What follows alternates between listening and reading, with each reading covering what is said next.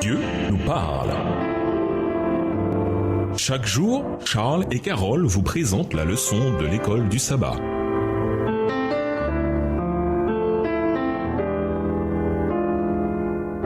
Bienvenue dans votre émission Dieu nous parle. Nous voilà au vendredi 2 décembre pour aller plus loin. Dans un débat sur la question de la foi et de la raison, l'auteur John Hedley Brooke a évoqué le philosophe allemand Emmanuel Kant, né en 1724 et mort en 1804, et sa tentative de comprendre les limites de la connaissance humaine, en particulier en ce qui concerne les voies de Dieu. Pour Kant, la question de la justification des voies de Dieu envers l'homme était une question de foi et non de connaissance.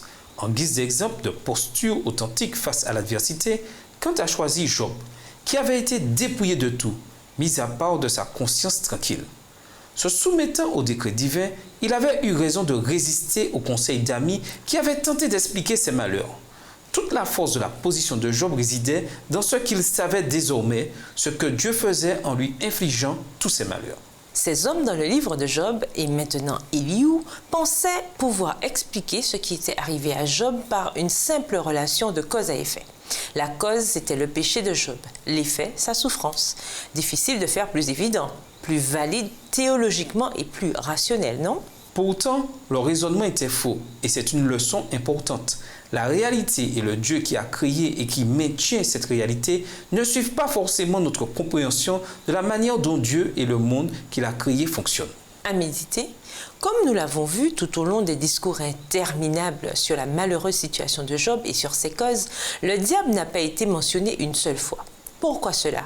Qu'est-ce que cela nous indique sur les limites de la compréhension de ces hommes malgré toutes les vérités qu'ils avaient? Que nous enseigne leur ignorance sur notre propre ignorance malgré toutes les vérités que nous avons? Lorsque nous prenons en main la direction de nos affaires personnelles, comptant sur notre propre sagesse pour réussir et cherchant à les porter sans son aide, nous nous chargeons d'un fardeau que Dieu ne nous destinait pas. Mais si nous croyons vraiment que Dieu nous aime et qu'il désire notre bien, nous cesserons de nous agiter au sujet de l'avenir.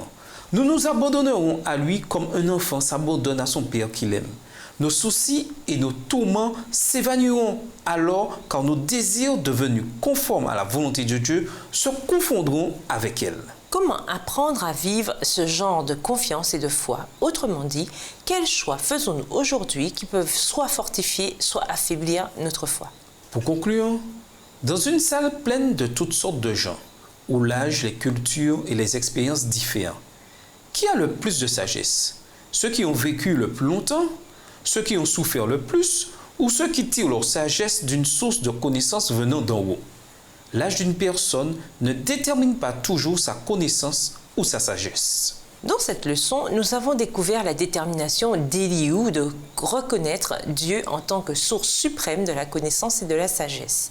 Son jeune âge ne l'a pas empêché de chercher des réponses auprès de Dieu. Dans sa jeunesse, il enseigne une leçon importante à Job et à ses amis remplis de doutes. Se focaliser sur Dieu.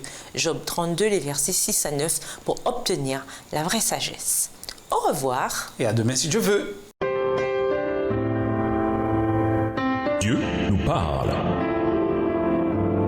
Chaque jour, Charles et Carole vous présentent la leçon de l'école du sabbat.